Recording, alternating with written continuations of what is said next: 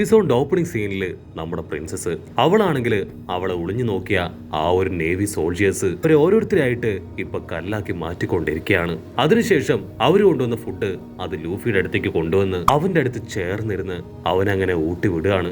ലൂഫിക്കും അത് ഭയങ്കര സന്തോഷമാണ്. കയ്യിൽ കിട്ടിയ ഫുഡൊക്കെ അവനങ്ങനെ അട്ടിച്ചു കയറ്റും. അപ്പൊ അവള് ചോദിക്കും, നിന്റെ ഫ്രണ്ട്സിനെ കുറിച്ച് എന്നോട് പറയാമോ? എന്തായാലും നമ്മൾ വെറുതെ ബോറടിച്ചിരിക്കല്ലേ, സോ നിന്റെ സ്റ്റോറി അത് കേൾക്കാൻ ആഗ്രഹമുണ്ട്. അത് കേട്ട് ലൂഫി നമ്മുടെ ആൾക്കാരുടെ പേരുകള് അതൊന്നൊന്നായിട്ട് ഇപ്പൊ അവൾക്ക് പറഞ്ഞു കൊടുക്കുകയാണ്. സോറോ, സാഞ്ചി, ചോപ്പർ, നാമി എന്നിങ്ങനെ എല്ലാവരെ കുറിച്ചും അവൾക്ക് പറഞ്ഞു കൊടുക്കും. ഉടനെ നാമിയുടെ റോബിന്റെ പേര് കേട്ട് ഇപ്പൊ പ്രിൻസസിന് ടെൻഷനാവും. ഇനി ഒരു പക്ഷേ അവരോട് ആരോടെങ്കിലും ഇവന് സ്നേഹം ഉണ്ടാവോ, അവരാരെങ്കിലും ഇവന്റെ ഗേൾഫ്രണ്ട് ആയിരിക്കുമോ എന്നൊക്കെ ആലോചിച്ച് അവൾ ഫുൾ കലിപ്പില് ആ ചായ അത് താഴേക്ക് മറിക്കും. കട്ട് ചെയ്താ ഇപ്പൊ മഞ്ഞ് മൂടിക്കിടക്കുന്ന ഒരു ഐലാൻഡ് കാണിക്കും. അവിടെയാണെങ്കിൽ ഒരു കുഞ്ഞിപ്പെണ്ണ് അവൾ അവിടെയുള്ള ചെറിയ കമ്പുകളും കോലുകളൊക്കെ എടുത്ത് അവളുടെ ബാഗിൽ ഫില്ല് ചെയ്യാണ്.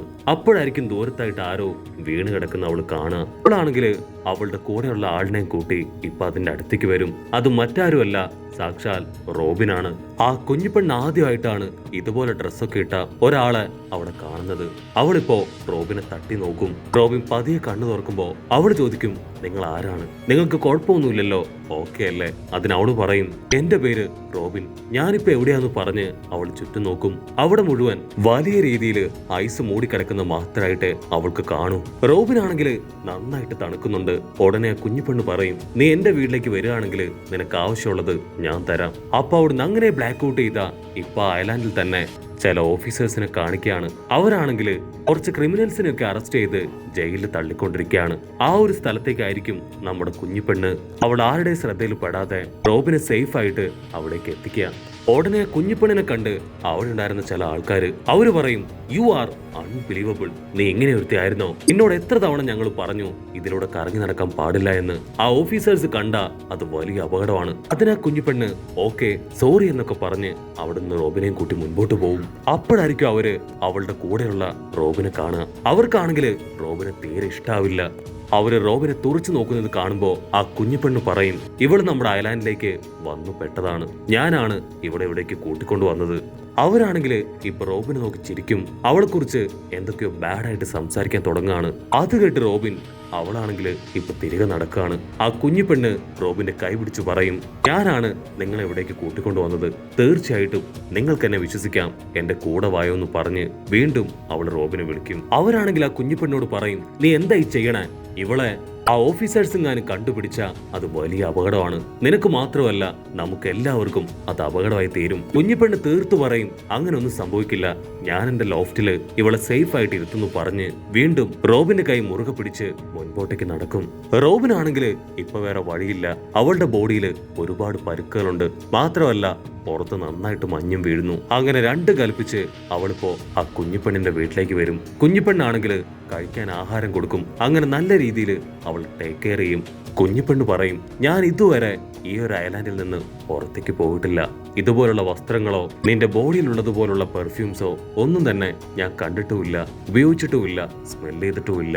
ഉടനെ റോബിൻ പറയും, ഞാൻ കപ്പലിൽ ട്രാവൽ ചെയ്യുന്ന ഒരു ട്രാവലറാണ്. അത് കേട്ട് അവൾക്ക് ഒത്തിരി സന്തോഷാവും. വാവ്, നിങ്ങൾ ഒരുപാട് സ്ഥലങ്ങള്, പൂക്കള്, പക്ഷികള്, മൃഗങ്ങള് അങ്ങനെ ഒത്തിരി കണ്ടിട്ടുണ്ടല്ലേ? അതിന് റോബിനും അതെ ഞാൻ കണ്ടിട്ടുണ്ടെന്ന് പറയും. ഉടനെ ഒരു ബെൽ സൗണ്ട് കേൾക്കും. അതിനാ കുഞ്ഞിപ്പെണ്ണ് പറയും, ബ്രേക്ക് ടൈം കഴിഞ്ഞു, എനിക്ക് വർക്കിന് പോകാൻ ടൈമായി.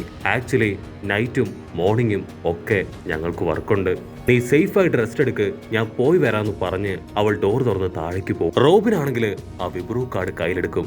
അതിൽ നോക്കി അവൾ ഉറങ്ങിപ്പോവും. അല്പസമയം കഴിയുമ്പോ ആ കുഞ്ഞിപ്പെണ്ണ് തിരികെ എത്തും. അപ്പോഴായിരിക്കും ആ കുഞ്ഞിപ്പെണ്ണ് പറയാ, ഞങ്ങൾ എല്ലാവരും വലിയൊരു ബ്രിഡ്ജ് കെട്ടിക്കൊണ്ടിരിക്കുകയാണ്. ആക്ച്വലി ബ്രിഡ്ജിന്റെ മുകളിലാണ് ഇവിടെയുള്ള ബിൽഡിങ്ങുകളെല്ലാം തന്നെ സ്ഥിതി ചെയ്യുന്നത്.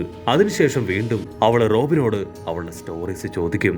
റോബിൻ വീണ്ടും അവർ ട്രാവൽ ചെയ്ത ഓരോ ഐലാൻഡിനെ കുറിച്ചും വളരെ ഡീറ്റെയിൽ ആയിട്ട് പറയും.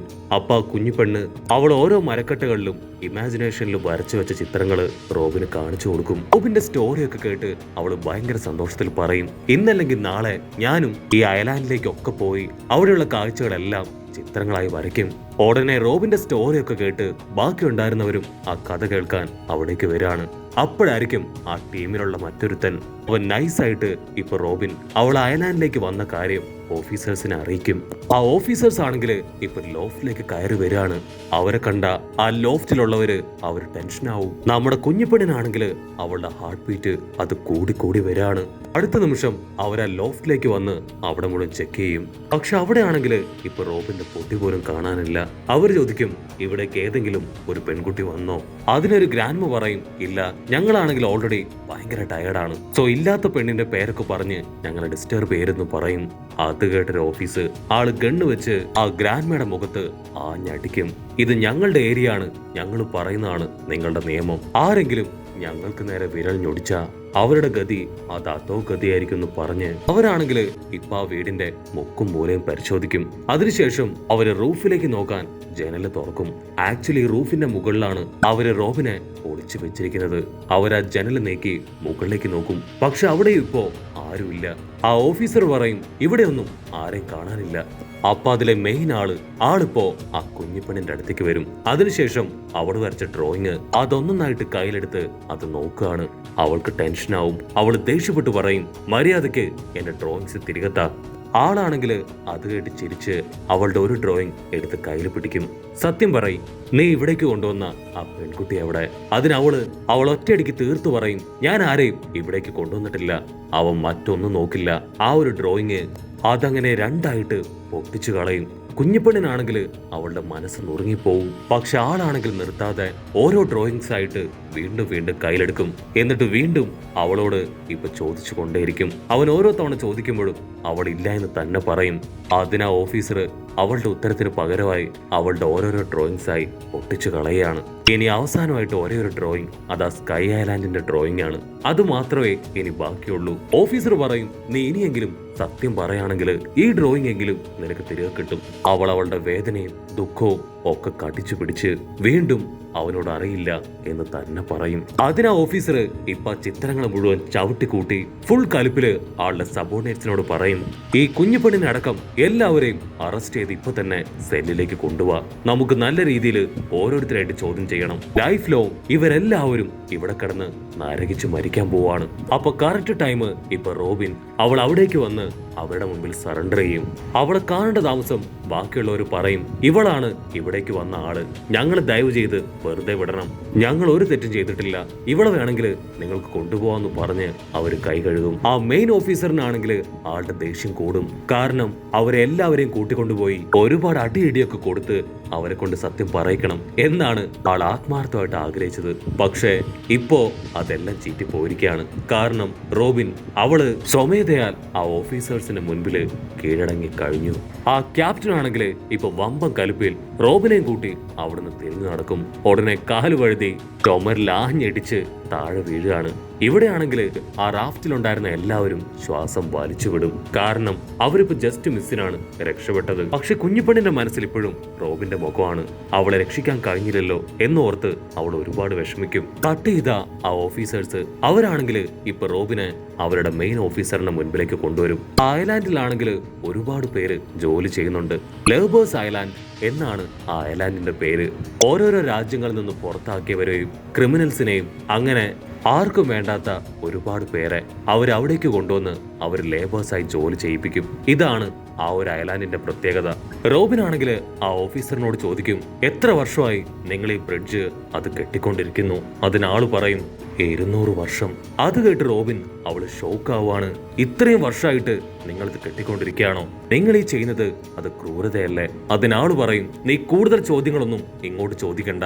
നീയും ഇവരെ പോലെ തന്നെ ഇന്നു മുതൽ ആ ബ്രിഡ്ജ് കെട്ടാൻ വിധിക്കപ്പെട്ടവളാണ്. അവിടെ കട്ട് ചെയ്ത് ഇപ്പൊ ബോവിൻ ഐലാൻഡ് എന്ന് പേരുള്ള ഒരു ഐലാൻഡ് കാണിക്കും. അവിടെ എല്ലാം തന്നെ ഫ്ലവർ ഷേപ്പിലായിരിക്കും. നമ്മുടെ സോഹെ കിങ് ഉസോപ്പ് അവൻ അവിടെയാണ് പെട്ടുകിടക്കുന്നത്. ഉസോപ്പ് ആണെങ്കിൽ ആ ഐലാൻഡ് മുഴുവൻ കയറി ഇറങ്ങി സ്പീഡിൽ ഓടിയും നടന്നുമൊക്കെ നിലവിളിച്ചു കൊണ്ടേയിരിക്കും. പക്ഷെ ഐലാൻഡിന്റെ ഒരു ഭാഗത്തു നിന്നും യാതൊരു റെസ്പോൺസും അവന് കിട്ടില്ല. അപ്പോഴായിരിക്കും എന്തോ ഒരു ഭീകരജീവി അവന്റെ തൊട്ടുപുറകിൽ നിൽക്കുന്ന കാര്യം ഉസോപ്പ് കാണുക. ഉസോപ്പ് അതിനെ കണ്ട് പേടിച്ച് അവിടുന്ന് ഉഷാറായിട്ട് ഓടും. അതാണെങ്കിൽ നീഡിൽ പോലുള്ള എന്തോ ഒരു സാധനം ഉസോപ്പിന് നേരെ വലിച്ചെറിയും. അത് ഉസോപ്പിന്റെ മൂക്കിൽ തട്ടി തെറിച്ച് ദൂരേക്കും പോവും. ആക്ച്വലി അതൊരു നീഡിലല്ല, ഷാർപ്പായിട്ടുള്ള മരത്തിന്റെ ഒരു കമ്പാണ്. അത് കറങ്ങി വന്ന് ആ മോൺസ്റ്റർ വണ്ടിന്റെ ദേഹത്ത് കുത്തി അങ്ങോട്ട് കയറുകയാണ്. അപ്പോഴായിരിക്കും ഉസോപ്പ് കാണുക ആ മരക്കമ്പ് വെച്ച് അറ്റാക്ക് ചെയ്തത് അത് ആ മോൺസ്റ്റർ വണ്ടല്ല, മറിച്ച് മറ്റൊരാളാണ്. ആ ആളാണെങ്കിൽ ഇപ്പൊ ഉസോപ്പിന് കഴിക്കാൻ ഒരു ഫ്രൂട്ട് എടുത്തു കൊടുക്കും. ഉസോപ്പ് അത് സ്മെല്ലൊക്കെ ചെയ്ത് നോക്കും. അപ്പൊ അവന്റെ തൊട്ടു പുറകില് ഒരു ഇൻസെക്ട്, അതിപ്പോ ഉസോപ്പിനെ നക്കുകയാണ്. ഉസോപ്പ് പേടിച്ച് അവിടുന്ന് ഓടാൻ തുടങ്ങും. അപ്പൊ അവന് ചുറ്റും മനുഷ്യരെ തിന്നുന്ന ഒരുപാട് പൂക്കളും ചെടികളും. ഉസോപ്പിനെ രക്ഷിച്ച ആളാണെങ്കിൽ ഉസോപ്പ് ഓടുന്ന കണ്ട് പ്രത്യേകിച്ച് ഒരു റിയാക്ഷനും ഇടാതെ അങ്ങനെ ഇരിക്കുന്നതോടു കൂടെ ഈ ഒരു എപ്പിസോഡും അവസാനിക്കുന്നു. എപ്പിസോഡ് ഇഷ്ടപ്പെടുകയാണെങ്കിൽ തീർച്ചയായിട്ടും ലൈക്ക് ചെയ്യാനും കമന്റ് ചെയ്യാനും ഷെയർ ചെയ്യാനും മറക്കല്ലേ. അടുത്തൊരു അടിപൊളി എപ്പിസോഡുമായിട്ട് കാണുന്നവരെ ഇറ്റ്സ് മീ വിത്ത് മല്ലു വെബിസോ.